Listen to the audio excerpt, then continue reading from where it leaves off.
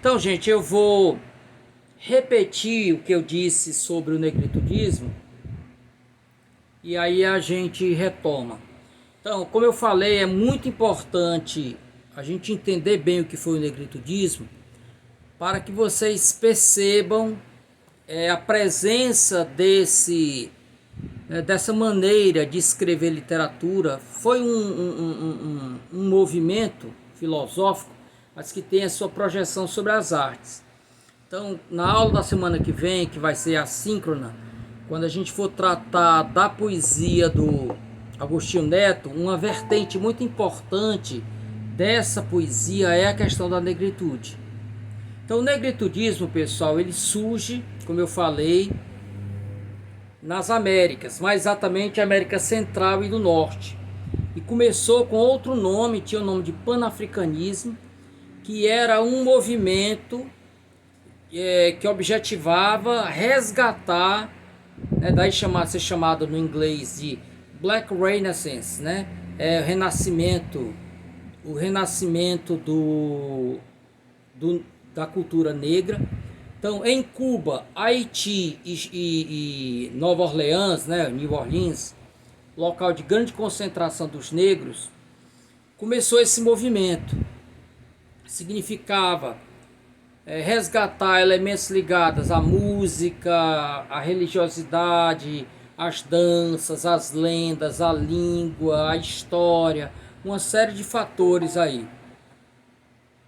Então isso, gente, atravessou o Atlântico e foi chegar, pessoal, foi chegar lá em Sorbonne. Então, com as bênçãos de Jean-Paul Sartre e sua mulher Simone de Beauvoir, os intelectuais ligados ao negritude conseguiram passar adiante o que acreditavam. Então eles fizeram entrevistas em jornais, em revistas, na TV, tudo isso, rádio, e conseguiram veicular o que pensavam. Então, como eu estava dizendo, o negritudismo ele não tem uma única diretriz. Você identifica pelo menos 3 linhas de força do movimento. Um de caráter mais ácido, mais crítico, que via sempre o branco como inimigo, como um adversário a ser derrotado. Era um preconceito às avessas, Então, esse foi a orientação que era liderada por um cidadão chamado Aimé Césaire. Aimé Césaire defendia essa linha. Depois ele se distancia disso. Então eu fiz a comparação com o feminismo de primeira água, que acreditava que todo homem era obrigatoriamente opressor. Uma segunda diretriz, pessoal, segunda linha de pensamento, era mais ecumênica. Ela não via necessariamente o branco como um adversário. Ela via o branco como alguém que você deveria ganhar para lutar junto com você. Essa era a linha defendida por Leopoldo Senghor. Leopoldo Senghor casou-se com a branca, e ele é visto por muitos intelectuais como um vendido. Alguém que simplesmente justificava os desmandos do colonizador, Então há ainda hoje pessoas que não veem o Leopoldo Senghor com bons olhos. E uma terceira linha, pessoal, que era orientada pelo Damar, ela buscava no sarcasmo, a ironia. Então afirmava uma coisa querendo dizer outra, Então aí é mais no plano da literatura mesmo. Ok? Então o negritudismo, quando a gente fala da poesia, ele tem características. Aqui eu vou voltar aos nossos slides para mostrar as características. Deixe-me colocar aqui. Aí eu tenho que primeiro compartilhar, porque é uma nova, compartilhar. Ok. Compartilhar. Ok. Vamos aqui.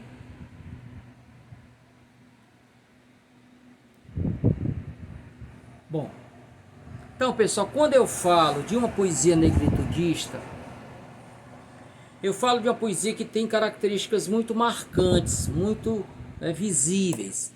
A primeira dela, pessoal, a poesia fala sobre o negro. Esse é o objeto do poema, né? Falar sobre o negro, das suas dores, né? E o negro, além de ser objeto, ele também é o destinatário. Eu falo com o negro. Segunda, pessoal, esse negro de que é objeto a poesia, né?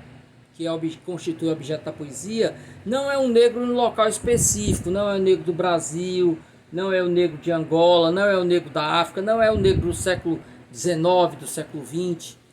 A ideia é que os negros se irmanam por um estigma. A cor da pele, pessoal, te exila. A cor da pele, ela faz com que você sofra em qualquer local que você esteja. Então, por isso, o negro genérico é o negro de todo mundo. Ao falar de um negro, estou falando de todos. Todos têm esse mesmo traço de opressão. A terceira característica, pessoal, é muito importante. É a ligação do eu lírico, ou a voz poética, né, que é aquele que fala dentro do poema, com o negro. Eu não fico em cima do muro. Eu não uso uma linguagem cifrada, ambígua. Eu deixo claramente o meu posicionamento. Eu sou a favor do negro e eu o defenderei e eu acusarei aqueles que o oprimem. E essa forma, pessoal, de manifestar essa irmandade com o negro é feito de forma variada, de maneira variada. Pode ser através dos possessivos. Eu digo nossa luta, eu não digo a tua luta. Eu chamo o negro de irmão, meu irmão. Eu digo que sofro contigo, né? Eu uso os verbos no plural, estamos e não estais, né? E eu coloco o opressor do negro como adversário do poema. Então há várias formas de destacar essa minha ligação afetiva para com o negro.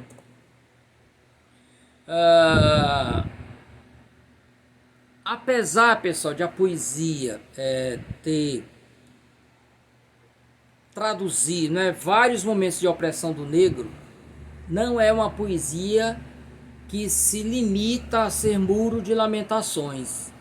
É uma poesia também utópica.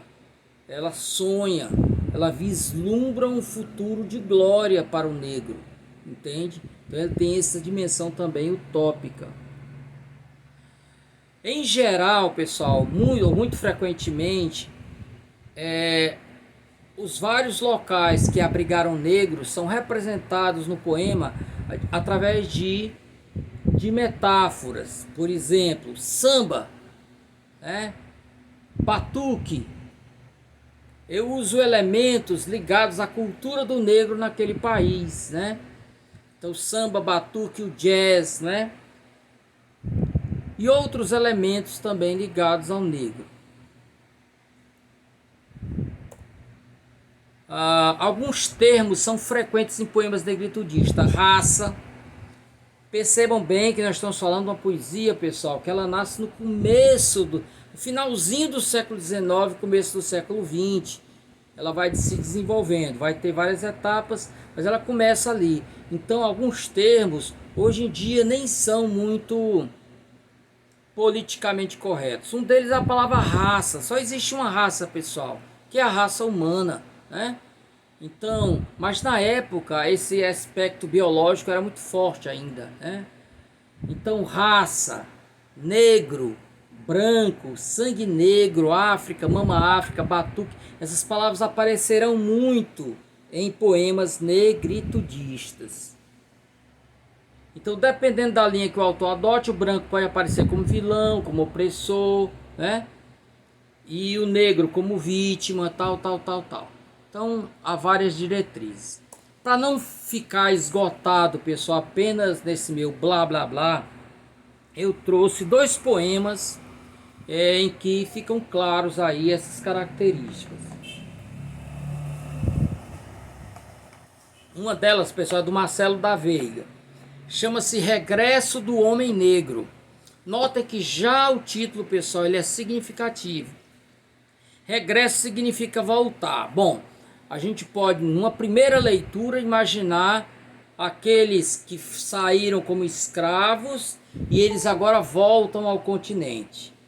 Essa é uma interpretação na superfície. Outra, pessoal, é um regresso no sentido metafórico. É aquele, vamos conhecer Angola, que nós vimos lá no movimento dos novos intelectuais de Angola. Então, dentro desse processo de redescoberta, é como um regresso, é como eu voltar, né? Há um romance lindo, pessoal, de Olívia Beja, lá de São Tomé, que ela fala disso, a menininha que é tirada, né, da sua aldeia e já grande retorna à aldeia. E aquele é um processo não apenas de descoberta do ambiente que ela abandonou, mas o reencontro consigo mesmo. Vamos lá. Mas que me importam que os tais, sim, razão não me deem, e queiram ver-me esqueleto ou rendido à hipocrisia, que vivem noite e dia? A ideia não para e sou preto, como veio, mas preto, preto, preto. O fato de você se enfatizar 3 vezes é dizer que é preto em todas as dimensões, como dizer que Deus é santo, santo, santo, né? Nasci no continente que o sol queima, e o branco chamou seu e prendeu com algema. Aqui a crítica, pessoal, né, ao invasor branco. Vida e gente no calvário onde o sangue jorra quente. Vivi, escravo por toda a terra andei, Américas criei. Aqui, pessoal, nós já percebemos essa ligação afetiva da voz poética com o negro é colocado aqui na seguinte estratégia: a voz poética se assume negro. Mais do que dizer que é irmão do negro, ele faz como se uma biografia, né? Como se eu estivesse rastreando a minha própria trajetória. Segundo, pessoal, o negro genérico, escravo por toda a terra andei. Então ele está falando de uma pessoa, mas na verdade é a representação de todos os negros. Na humilhação e agravo cresci. Fui bola no futebol do mundo. Partner que sangue no chão rola sob todo punho iracundo. Iracundo é raivoso, que se ira com facilidade. Aqui outra característica da poesia negritudiста é você localizar momentos de opressão do negro. Sou preto, o que ninguém escuta, o que não tem socorro. Olá tu, rapaz! Ó seu merda, ó cachorro! Ó seu filho da puta! E outros mimos mais. Sou preto, escravo vivi, na humilhação e agravo cresci. Observe que essa parte aqui, ela retoma uma estrofe já dita antes, né? Então isso, pessoal, é muito importante dentro de um poema, a questão da circularidade. Se o poema se encerrasse aí, nós veríamos um poema, pessoal, deprê, né? Ele fecha no círculo de misérias. Ele começou descrevendo a desgraça e termina com ela. No entanto, o poema não termina aí, porque a poesia negritudiста tem esse viés utópico também. Ele sonha com novos momentos. Tanto é assim, pessoal. Deixa eu só ver se alguém entrou pedindo para... Sim. Então, gente, observem que aqui você começa a nova estrofe com a conjunção adversativa, ok? Mas esse mais vai quebrar toda essa cadeia, esse círculo de dores que estava sendo descrito. Mas Deus viu, contou, pesou e disse: Lázaro, o céu ouviu. Erra ainda o eco da tua dor, e ai, já tens demais do sofrimento treino. Eu te abençoo e mando, vai! Chegou a hora do teu reino. Então aqui nós temos, pessoal, a retomada da metáfora bíblica. Tal como Lázaro, que esteve morto e ressuscitou, todo esse passado de dores do negro nada mais foi, pessoal, do que a antessala de uma nova era, em que o negro vai tomar o destino, né? Nas suas mãos, o seu próprio destino. Papai tá terminando, filhinho. Já já o papai vai, viu? É meu menino aqui chegando. Já já o papai vai, tá? Deixa só o papai terminar. Ok? Aqui, pessoal, vou pegar só mais um. Vou pegar só mais um aqui destes, né? Que é esse Negro de Todo Mundo. Francisco José Tenreiro, também de São Tomé. Então já o título, pessoal, já anuncia esse negro genérico, Negro de Todo Mundo. O som do gongo ficou gritando no ar que o negro tinha perdido. Harlem, né, gente, que é um bairro lá em Nova York. Só que aqui é uma onomatopeia, o gongo, né, que você bate. Harlem, Harlem. É como se fosse o som do gongo. América. Nas ruas do Harlem, os negros trocam a vida por navalhas. América, nas ruas do Harlem, o sangue de negros e de brancos está formando xadrez. Harlem, bairro negro, ringue da vida. Então a ideia, pessoal, da construção do tabuleiro do xadrez, que você tem casas pretas e casas brancas. Então o negro não dialoga com o branco, são cada um dentro do seu quadrado, né? Como dizia a antiga canção aí. Os poetas de Cabo Verde estão cantando. Então, ele vinha falando dos negros do Harlem. Já pulou agora para Cabo Verde, pessoal. O Cabo Verde há uma cultura muito forte da pesca. Os poetas de Cabo Verde estão cantando. Cantando os homens perdidos na pesca da baleia. Cantando os homens perdidos em aventuras do mundo. Espalhados por todo o mundo. Em Lisboa, na América, no Rio, sabe-se lá. Escuta, é a morna. A morna, pessoal, é um tipo de canção muito triste, né? Ela guarda alguns pontos de contato com o fado, né? Então ela é muito típica também lá de Cabo Verde.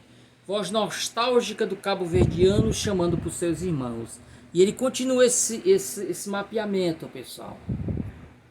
Nos terrenos do fumo, os negros estão cantando. Nos arranha-céus de New York, os brancos macaqueando. Os brancos tentando imitar os negros, né, com a cintura dura. Nos terrenos da Virgínia, aqui, pessoal, ele já avançou no tempo e no espaço. Vai lá para o século XIX, até antes, os negros plantando no sul dos Estados Unidos. Os negros estão dançando no showboat do Mississippi, os brancos macaqueando. Nos Estados do Sul, os negros estão cantando.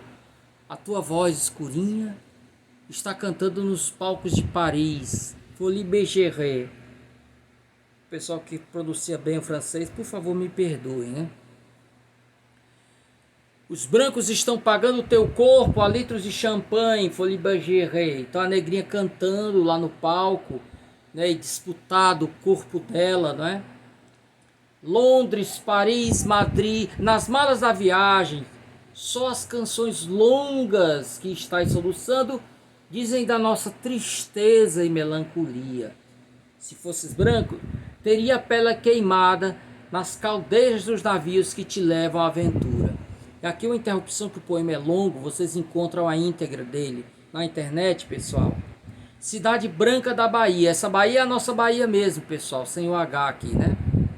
300 e tantas igrejas. Há uma canção do Dorival Caymmi que diz isso. 365 igrejas a Bahia tem, né? Que é uma igreja por cada dia do ano. Negra, bem negra, cidade de Pai Santo. Porque Salvador, pessoal, né? Salvador é o nome em alusão a Jesus Cristo. Por isso, cidade de Pai Santo. Oraxilá, Oraxilá.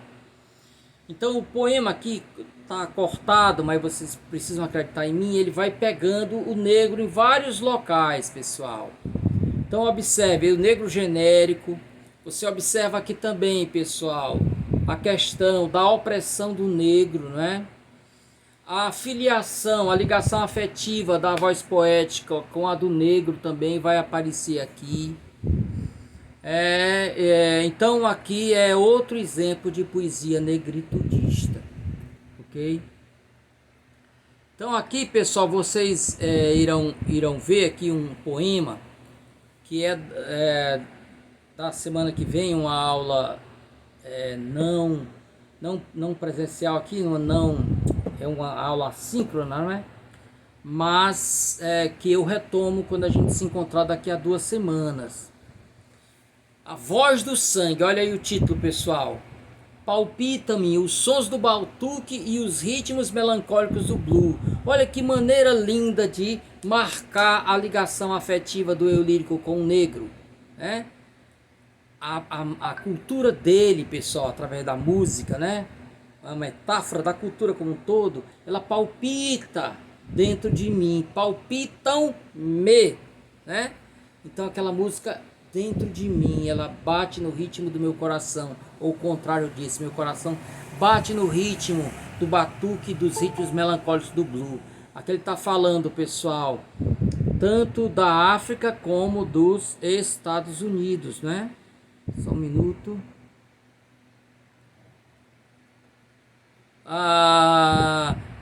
Negro esfarrapado do Harlem, dançarino de Chicago, negro servidor do South, negro de África, negros de todo mundo. Aqui eu tenho um elemento do negro genérico. No título, pessoal, Voz do Sangue, você tem um elemento ligado à biologia. Em épocas outras, em que a genética não estava tão desenvolvida, se demarcava as pessoas pela cor da pele, pelo visual. Hoje em dia, uma pessoa mais clara pode ter mais genes, entre aspas, africanos, do que a pessoa mais escurinha, né? Aí você vai dizer, professor, então aquela história lá de cota racial caiu por terra, já que o mais clarinho é mais negro do que o outro. Não, porque nós continuamos o preconceito a ditar cartas pelo olho, né? Então, se você é mais escuro, o fardo vai ser pesado maior sobre suas costas. Não esqueçam nunca, pessoal, vocês precisam aprender isso para não repetir os erros, a lógica torta de alguns imbecis, né, dos nossos dias aí. Quando a Princesa Isabel assinou a Lei Áurea, não foi para libertar os escravos, pessoal, foi para tentar libertar a monarquia. Havia uma pressão muito grande, né? Então os agricultores, pessoal, negros, passaram a ser menos interessantes do que os imigrantes. Trazer um imigrante de fora para ocupar o lugar desse negro era muito melhor. Para eu manter um negro, eu tinha que ter uma casa, dar ele alimentação e tudo. É melhor eu pagar uma miséria para alguém que vem trabalhar para mim, né? Sem falar que aqueles fazendeiros estavam trazendo europeus, né? E não negros. Então os negros foram colocados da noite para o dia na rua, pessoal, na rua. Não veio a Lei Áurea acompanhada de um processo de acomodação dessas pessoas, né? As pessoas que não tiveram escola, que não tiveram uma formação profissional, foram jogados na rua. Então, todo aquele trabalho braçal de cais de porto, né? Aquelas coisas difíceis, né? Ficaram com os negros. Muitas mulheres se entregaram à prostituição. E muitos negros nem nesses subempregos encontraram espaço. Então foram para a marginalidade, né? Então a gente tem que ter isso na mente, na vista, quando a gente vai tentar compreender, né? Porque hoje a maioria das cadeias, a maioria dos que ali estão são negros. A maioria dos que morrem em enfrentamento com a polícia, né, são negros. E tudo isso, quem não entender o processo histórico, pessoal, vai estar só repetindo um discurso cheio de ódio e de burrice, né, que vem da extrema direita. Me desculpem aí os que pensam diferente, né? Mas eu estudei, pessoal, tenho 55 anos e eu tenho 40 de bancos escolares, né? Estudo desde 1972. Terminei o meu pós-doc em começo de 2020, uma semana antes de fechar tudo. Então passei minha vida toda estudando, só fiz isso, né? Esses livros atrás de mim foi que eu escrevi. Mas aqui, pessoal, onde eu tô, tem mais de 3.000 livros, foi minha vida todinha. Eu não vou ir contra os meus princípios para agradar um ou outro, né? É o que eu penso, é assim que eu construí.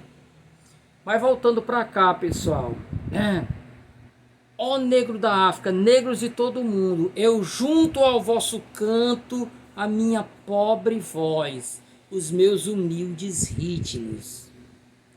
Eu junto ao vosso canto a minha pobre voz. Aqui é filiação na veia, não é uma ligação afetiva.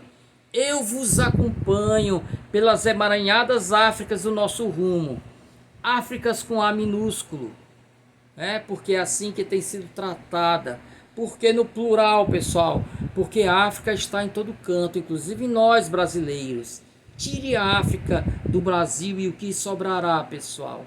O que restará? Inclusive no cordel. Nosso rumo com R maiúsculo, representando isso, gente, aquela história do estigma, não é? Eu vos sinto, negros de todo mundo, eu vivo a vossa história, meus irmãos. Para quem tinha dúvida, pessoal, de que havia essa ligação afetiva, né? Como ele termina, ok? Bom, gente, quero agradecer demais, voltar para cá, agradecer demais aí a presença de todos vocês. Desculpem pela interrupção.